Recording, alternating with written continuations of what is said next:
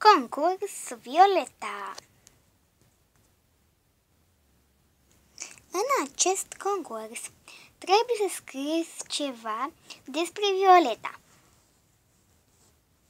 Adică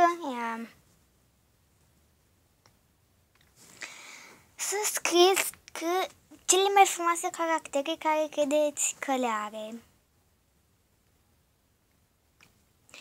Și puteți să vă puteți să vă înscrieți maxim 6. Dar acceptăm și mai mult dacă este. Să vă mai arăt niște poze cu ea și după aceea vă spun și premiile.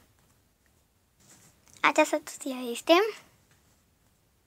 Stilul, puteți să scrieți și despre stil.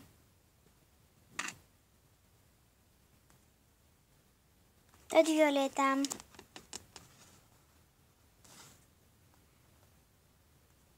Și aici tot Violeta. Sper că v-au ajutat imaginile. Deci, de data asta o să fie și cu locul 4, adică o mențiune.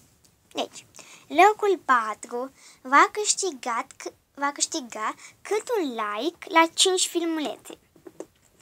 Locul 3 va câștiga câte 3 like-uri la 3 filmulețe. Pardon, cât un like la 3 filmulețe. Locul 2 va câștiga la 2 filmulețe cât un comentariu de bine. Iar locul 1 va câștiga un filmuleț cu Violeta făcut special pentru el. Să vă înscrieți!